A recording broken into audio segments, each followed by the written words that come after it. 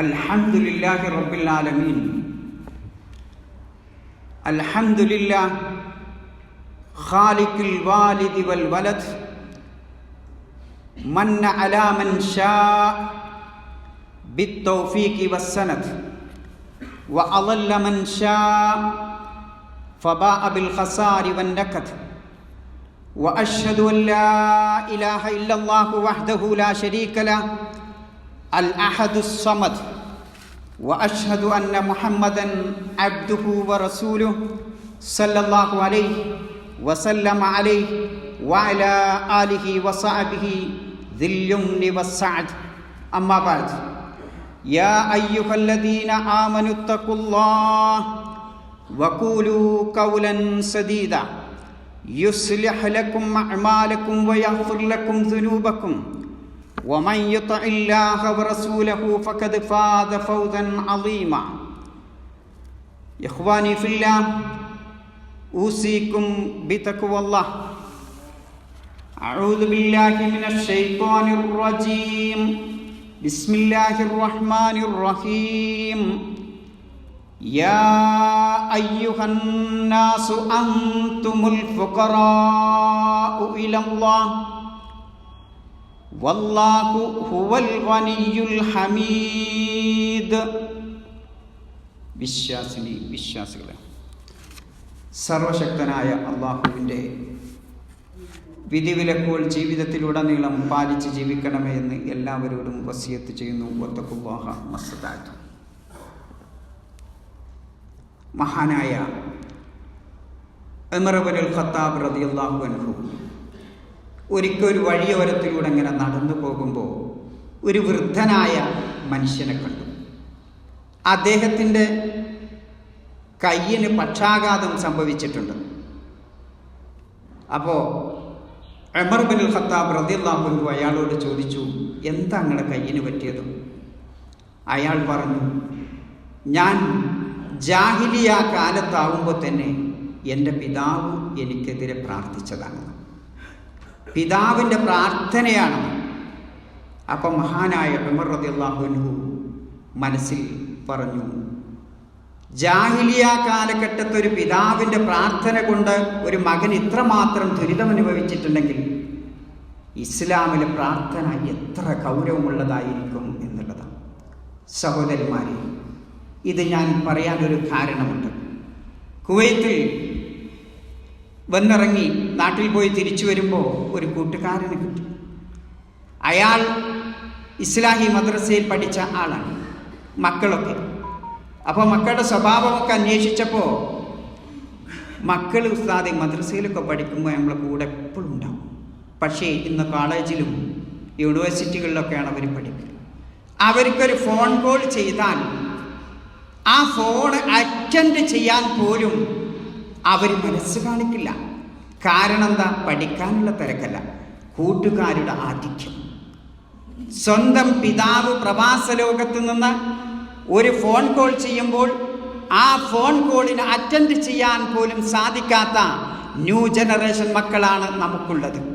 സഹോദരന്മാരെ, അള്ളാഹുവിൻ്റെ റസൂല് പഠിപ്പിക്കുന്ന ഹദീസിൽ ഇമാം അഹ്മദ് റഹ്മത്തുള്ളാഹി അലൈഹി, ഇമാം അബൂ ദാവൂദ് തിർമിദി റഹ്മഹുല്ലാഹ് അവരൊക്കെ റിവായത്ത് ചെയ്യുന്ന ഹദീസിൽ ഇങ്ങനെ കാണാം, റസൂലുള്ളാഹി സ്വല്ലല്ലാഹു അലൈഹി വസല്ലമ പറയാണ്, സലാസു ദഅവാത്തിൻ മുസ്തജാബാത്തുൻ ലാ ശക്ക ഫീഹിന്ന. 3 പ്രാർത്ഥനകൾ അത് ഉത്തരം ലഭിക്കുക തന്നെ ചെയ്യും, യാതൊരു സംശയവുമില്ല. ഒന്ന് പറഞ്ഞത് ദഅവത്തുൽ വാലിദ്, പിതാവിൻ്റെ പ്രാർത്ഥനയാണ്. അലാ വലദി, ഒരു റിപ്പോർട്ടുള്ളത് പിതാവിൻ്റെ പ്രാർത്ഥന മക്കൾക്കെതിരെ പ്രാർത്ഥിക്കാൻ പാടില്ല എന്ന് വിശദീകരിക്കും. എന്നാൽ മറ്റൊരു റിപ്പോർട്ടുള്ളത് ദഅവത്തുൽ വാലിദി ലിവലദി, മക്കൾക്ക് അനുകൂലമായ പിതാവിൻ്റെ പ്രാർത്ഥന. അപ്പൊ പ്രതികൂലമായി പ്രാർത്ഥിച്ചാലും അനുകൂലമായി പ്രാർത്ഥിച്ചാലും ആ പ്രാർത്ഥനയ്ക്ക് നൊടിയുടെ നേരം കൊണ്ട് ഉത്തരം ലഭിക്കുമെന്ന. രണ്ടാമത്തത് ദഅവത്തുൽ മദ്ലൂം, മർദിതന്റെ പ്രാർത്ഥനയാണ്. മൂന്നാമത്തത് ദഅവത്തുൽ മുസാഫിർ, യാത്രക്കാരൻ്റെ പ്രാർത്ഥനയാണ്. ഇത് പല റിവായത്തിലും വന്നാണ്. ആദ്യം ദഅവത്തുൽ മദ്ലൂം പറഞ്ഞിട്ടുണ്ട്, ദഅവത്തുൽ മുസാഫിർ പറഞ്ഞിട്ടുണ്ട്. അവസാനം പിതാവിൻ്റെ പ്രാർത്ഥന പറഞ്ഞ് ഇങ്ങനെയൊക്കെയുള്ള റിപ്പോർട്ടുകൾ കാണാൻ സാധിക്കും. സഹോദരന്മാരെ, എന്തുകൊണ്ടാണ് റസൂലുള്ളാഹി സ്വല്ലല്ലാഹു അലൈഹി വസല്ലമ ഈ 3 വിഭാഗത്തിൻ്റെ അതിലേറ്റവും പ്രധാനപ്പെട്ടത് പിതാവ് മക്കൾക്കെതിരെയോ മക്കൾക്ക് അനുകൂലമായോ പ്രാർത്ഥിക്കുമ്പോൾ ആ പ്രാർത്ഥനയ്ക്ക് ഉത്തരം ലഭിക്കാതിരിക്കില്ല എന്ന് പ്രവാചകൻ തിരുമേനി പറയാനുള്ള കാരണം എന്താ അള്ളാഹു ഇത്രമാത്രം അതിന് ഗൗരവം നൽകിയത്? കാരണം വിശുദ്ധ ഖുർആൻ ഇസ്ലാം പഠിപ്പിക്കുന്ന ചില കാര്യങ്ങളുണ്ട്. ഒരു മനുഷ്യനെ സംബന്ധിച്ചിടത്തോളം അവരേറ്റവും ബാധ്യത കടപ്പെട്ടിരിക്കുന്നത് സൃഷ്ടാവായ അള്ളാഹുവിനോടാണ്. ആ സൃഷ്ടാവായ അള്ളാഹു കഴിഞ്ഞാൽ അവന് ഏറ്റവും ബാധ്യതയും ഉത്തരവാദിത്വമുള്ളത് അവനൊരു ജനനം നൽകിയിട്ടുള്ള മാതാപിതാക്കളോടാണ്.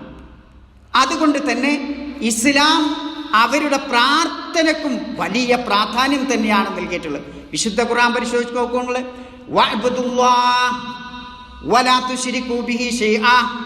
നിങ്ങൾ അള്ളാഹുവിനെ മാത്രം ആരാധിക്കണം, അള്ളാഹുവിനോട് യാതൊന്നും പങ്കു ചേർക്കരുത്. ഉടനെ തന്നെ പറയുന്നത് വബിൽ വാലിദൈനി ഇഹ്സാന, മാതാപിതാക്കൾക്ക് നന്മ ചെയ്യണം എന്നുള്ളതാണ്. വഇൻ ജാഹദാക അല അൻ തുശ്രിക ബിമാ ലൈസ ലക ബിഹി ഇൽം, നിനക്കറിയാത്തൊരു കാര്യം അള്ളാഹുവിൽ പങ്കു ചേർക്കണം എന്ന് ആ മാതാപിതാക്കൾ നിന്നോട് കൽപ്പിച്ചാൽ, അവർ നിർബന്ധിപ്പിച്ചാൽ ഫലാ തുതിഉഹുമാ, അതനുസരിക്കാൻ പാടില്ല. എന്നാലോ വസ്വാഇബുഹുമാ ഫിദ്ദുനിയാ മഅറൂഫ, ദുന്യവിയായ ഐഹികമായ എല്ലാ നല്ല കാര്യങ്ങളും അവരോട് സഹവസിക്കണം. ബാപ്പ അല്ലെങ്കിൽ മാതാപിതാക്കൾ അമുസ്ലിം ആണെങ്കിൽ പോലും ദുന്യവിയായ കാര്യങ്ങളിൽ അവരോട് സഹവസിക്കുകയും അവർക്ക് നന്മ ചെയ്യുകയും വേണമെന്നാണ് ഇസ്ലാം വിശുദ്ധ ഖുർആൻ നമ്മോട് കൽപ്പിക്കുന്നത്. ഇത്ര പ്രാധാന്യം നൽകിയിട്ടുണ്ട് സഹോദരന്മാരെ. അതുകൊണ്ട് തന്നെ ചില മുഫസ്സിറുകൾ പറയുന്നത് കാണാം, മാതാപിതാക്കൾ അവിശ്വാസികളായിരുന്നാൽ പോലും അവരെ ഉറപ്പിച്ചാൽ അവരുടെ പ്രാർത്ഥനയും മക്കൾക്ക് സംഭവിക്കും, അബാധിക്കും എന്നുള്ളതാണ്. നോക്കൂ നിങ്ങൾ, ഇത്ര ഇതാണ് മാതാപിതാക്കൾക്ക് നൽകിയിട്ടുള്ളത്. അതുകൊണ്ട് തന്നെ ആ പ്രാർത്ഥനയെ മക്കളെ നിങ്ങൾ സൂക്ഷിക്കണം എന്നാണ് മഹാനായ ഇമാം മുസ്ലിം റഹ്മത്തുള്ളാഹി ഉദ്ധരിക്കുന്ന ഒരു ഹദീസിൽ കാണാം. ഒരു മനുഷ്യൻ അല്ലാഹുവിൻ്റെ റസൂലിൻ്റെ സന്നിധിയിലേക്ക് ചെന്ന് ഫഖാൽ, എന്നിട്ട് ചോദിച്ചു, ഉബായുക്കാലൽ ഹിജ്റ വൽ ജിഹാദ്, അള്ളാഹുവിൻ്റെ റസൂലെ, ജിഹാദ് ചെയ്യാനും ഹിജ്റ ചെയ്യാനും ഞാൻ നിങ്ങളോട് ബൈഅത്ത് ചെയ്യട്ടെ? അബ്തഗി മിനല്ലാഹ് അബ്തഗിൽ അജ്റ മിനല്ലാഹ്, അള്ളാഹുവിൽ നിന്ന് കൂലി പ്രതീക്ഷിച്ചുകൊണ്ടാണ് ഞാനിത് ചെയ്യാൻ പോകുന്നത്. ഖാല ഫഹൽ മിൻ വാലിദൈക അഹദുൻ ഹയ്യ്, നിന്റെ മാതാപിതാക്കളിൽ ആരെങ്കിലും ജീവിച്ചിരിക്കുന്നുണ്ടോ എന്നാ റസൂലുള്ളാഹി സ്വല്ലല്ലാഹു അലൈഹി വസല്ലം ചോദിച്ചു. ഖാല, അദ്ദേഹം പറഞ്ഞു, നഅം, അദ്ദേഹം സ്വഹാബി പറഞ്ഞു, ബൽ കിലാഹുമ, രണ്ടാളും ജീവിച്ചിരിക്കുന്നുണ്ട് നബിയെ. ഖാല നബി സ്വല്ലല്ലാഹു അലൈഹി വസല്ലം ഫതബ്തഗി അൽ അജ്റ മിനല്ലാഹ്, അള്ളാഹുവിൽ നിന്നുള്ള കൂലിയാണോ ആഗ്രഹിക്കുന്നത്? ഖാല റജുലു നഅം, ആ മനുഷ്യൻ പറഞ്ഞു, അതേ നബിയെ. ഖാല ഫർജ ഇലാ വാലിദൈക, നിന്റെ മാതാപിതാക്കളടുത്തേക്ക് മടങ്ങി ചെല്ലുക. ഫഅഹ്സിൻ സുഹ്ബതഹുമാ, അവരോടുള്ള സഹവാസം, ആ പെരുമാറ്റം ഏറ്റവും കുറ്റമറ്റ രൂപത്തിലാക്കി നീ പെരുമാറുക എന്ന്, അവരെ അവർക്ക് ഗുണം ചെയ്യുക എന്നതാണ് നബി സല്ലല്ലാഹു അലൈഹി വസല്ലം ആ സ്വഹാബിയോട് പോലും പഠിപ്പിക്കുന്നത്. അതുകൊണ്ട് സഹോദരന്മാരെ, ഇസ്ലാം ഇത്ര പ്രാധാന്യം നൽകിയതാണ്. അതുകൊണ്ടാണ് പിതാവിൻ്റെ പ്രാർത്ഥനയ്ക്ക്, മാതാവിൻ്റെ പ്രാർത്ഥന പ്രത്യേകം എടുത്തു പറഞ്ഞില്ല, പിതാവിൻ്റെ പ്രാർത്ഥനയെ പറഞ്ഞു. മാതാവിൻ്റെ പ്രാർത്ഥന എന്തുകൊണ്ട് എടുത്തു പറയേണ്ട ആവശ്യമില്ല.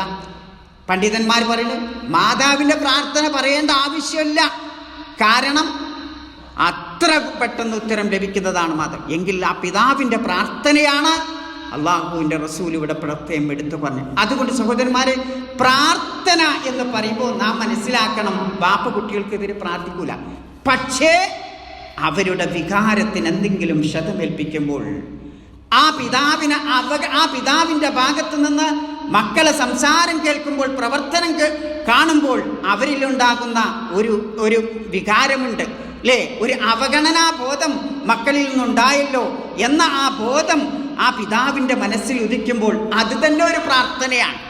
ആലോചിച്ച് നോക്കൂ, മഹാനായ ഉമർ റളിയല്ലാഹു ഉമറുൽ മലൈബാരി പ്രാർത്ഥനയെ സംബന്ധിച്ച് വിശദീകരിക്കുന്നിടത്ത് കാണാം, നിങ്ങളൊരു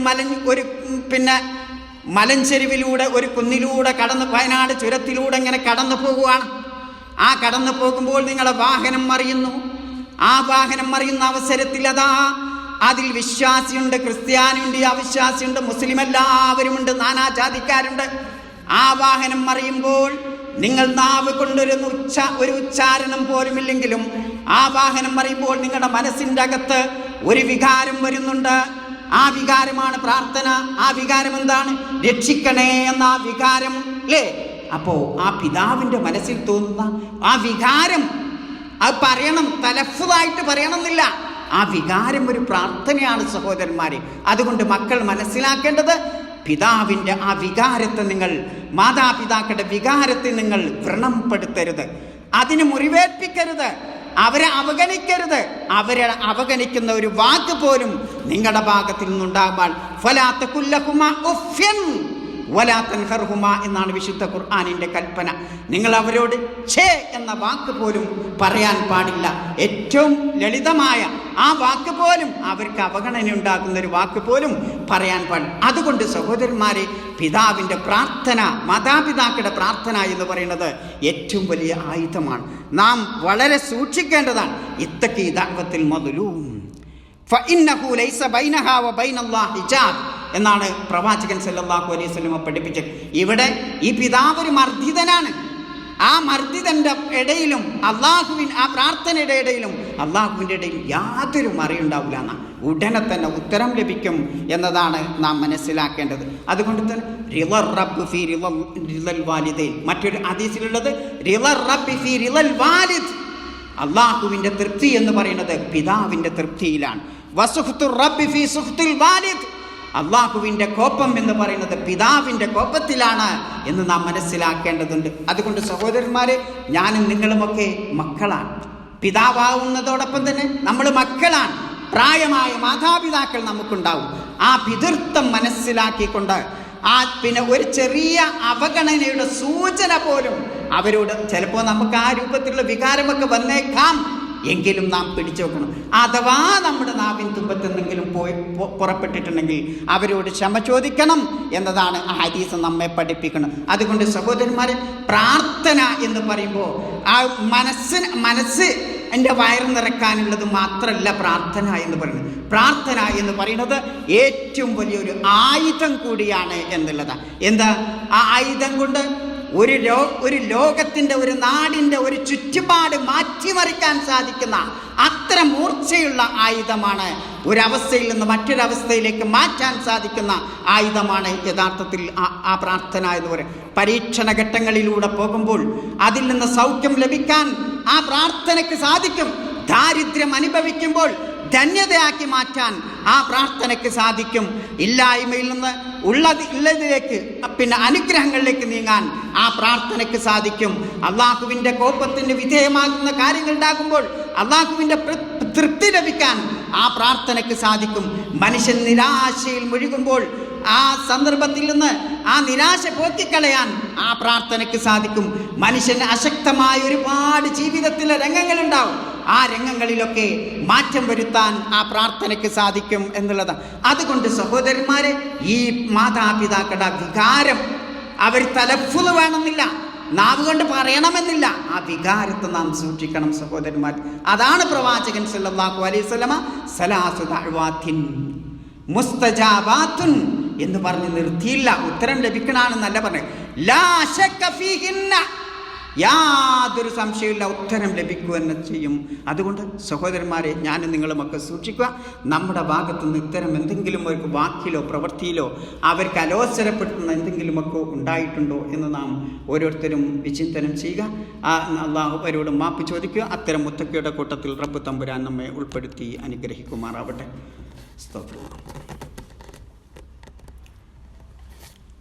അൽഹംദുലില്ലാഹി റബ്ബിൽ ആലമീൻ വസ്സലാത്തു വസ്സലാമു അലാ റസൂലിഹിൽ അമീൻ വഅലാ ആലിഹി വഅസ്ഹാബിഹി അജ്മഈൻ. അമ്മാ ബഅദ്, ഇഖ്വാനി ഫില്ലാഹ്, ഊസീകും ബിതഖ്വല്ലാഹ്. സഹോദരന്മാർ, അള്ളാഹുവിനെ സൂക്ഷിച്ച് ജീവിക്കണമെന്ന് ഒന്നുകൂടി വസിയത്ത് ചെയ്യുന്നു. പ്രവാചകന്മാരായ പ്രവാചകന്മാരൊക്കെ മക്കൾക്ക് വേണ്ടി പ്രാർത്ഥിച്ചിട്ടുണ്ട്. ആ മക്കൾക്ക് പിന്നെ അവരുടെ മക്കൾ ജനിക്കുന്നതിന് മുമ്പ് തന്നെ മഹാനായ ഇബ്രാഹിം നബി അലൈഹി സ്വലാമൊക്കെ പ്രാർത്ഥിച്ചിട്ടുണ്ട്. അതേപോലെ തന്നെ ആ പ്രാർത്ഥനയിലൊക്കെ നമുക്ക് കാണാൻ പറ്റുന്ന ഒരവസ്ഥ, ആ ഒരു നിസ്സഹായാവസ്ഥയിലാണ് അവരുടെയൊക്കെ പ്രാർത്ഥന നമുക്ക് കാണാൻ പറ്റും. മഹാനായ മൂസാ നബിയുടേതാവട്ടെ, അതേപോലെ തന്നെ അയ്യൂബ് നബിയുടേതാവട്ടെ, യാക്കൂബ് നബി അലൈഹി ഇസ്ലാമിൻ്റെ പ്രാർത്ഥനയൊക്കെ വിശുദ്ധ ഖുർആനിൽ ധാരാളം വിവരിക്കുന്നുണ്ട്. ആ പ്രാർത്ഥനകളൊക്കെ പരിശോധിച്ച് നോക്കുമ്പോൾ ഒരു പ്രത്യേകം അവർ ചെയ്ത ഒരു അനുഗ്രഹം എടുത്തു പറഞ്ഞുകൊണ്ടും അവരുടെ ആ നിസ്സഹായാവസ്ഥയിലുമാണ് അവർ പ്രാർത്ഥിച്ചത്. അതാണ് ഞാൻ ഓതി വെച്ച ആയത്ത്, യാ അയ്യുഹന്നാസ് അൻതുമുൽ ഫുഖറാഉ ഇലല്ലാഹ്. ജനങ്ങളെ, നിങ്ങൾ അള്ളാഹുവിൻ്റെ കാരുണ്യം സദാസമയം, നിങ്ങൾ ഓരോ സെക്കൻഡിലും റബ്ബിൻ്റെ കാരുണ്യം ലഭിക്കാതെ നിങ്ങൾക്ക് മുന്നോട്ട് കടക്കാൻ സാധ്യമല്ല. അതുകൊണ്ട് ആ കാരുണ്യം ലഭിക്കാൻ, അത് മുറിയാതെ പോകണമെങ്കിൽ ഈ പ്രാർത്ഥന എന്ന ആയുധം കൊണ്ടല്ലാതെ മറ്റൊന്നും സാധ്യമല്ല. അതുകൊണ്ട് പ്രാർത്ഥന ജീവിതത്തിൽ പകർത്തുന്ന സത്യവിശ്വാസികളുടെ കൂട്ടത്തിൽ റബ്ബ് തമ്പുരാൻ നമ്മെ ഉൾപ്പെടുത്തി അനുഗ്രഹിക്കുമാറാവട്ടെ. സഹോദരന്മാരെ, നമ്മുടെ ഒരു സഹോദരൻ ഫൈഹ യൂണിറ്റിൻ്റെ വളരെ കാലങ്ങൾക്ക് മുമ്പ് തന്നെ സജീവ പ്രവർത്തനായിരുന്ന മുഹ്സിൻ അത്തോളി, അദ്ദേഹത്തിൻ്റെ അമ്മാവൻ്റെ മകൻ പ്രവാസിയായിരുന്നു ഖത്തറിൽ. ഇന്നലെ നാട്ടിൽ മരണപ്പെട്ടിട്ടുണ്ട്. അള്ളാഹു സുബ്ഹാനഹു വ തആല അദ്ദേഹത്തിൻ്റെ ഖബർ വിശാലമാക്കി കൊടുക്കുമാറാവട്ടെ. അദ്ദേഹത്തിൽ നിന്ന് വന്നിട്ടുള്ള തെറ്റുകുറ്റങ്ങളും പാപങ്ങളുമൊക്കെ പുറത്തുനിന്ന് മാഫാക്കി ജന്നാത്തുൽ ഫിർദൗസിൽ അള്ളാഹു അവരോടൊപ്പം നമ്മയും ഒരുമിച്ച് കൂട്ടുമാറാവട്ടെ. അവരുടെ കുടുംബത്തിന് വന്നിട്ടുള്ള പ്രയാസങ്ങൾ അള്ളാഹു ദൂരീകരിച്ച് നൽകുമാറാവട്ടെ. اللهم اغفر للمؤمنين والمؤمنات والمسلمين والمسلمات الأحياء منكم والأموات. اللهم اغفر لنا ولإخواننا المسلمين الأحياء منكم والميتين.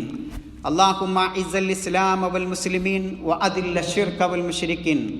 اللهم وفق أميرنا وولي عهده لهداك واجعل عملكما في رضاك. اللهم احفظهما بحفظك وألبسهما ثوب الصحة والعافية والإيمان. واجعل هذا البلد آمنا مطمئنا سخاء رخاء دار عدل وإيمان وسائر بلاد المسلمين. وآخر دعوانا أن الحمد لله رب العالمين.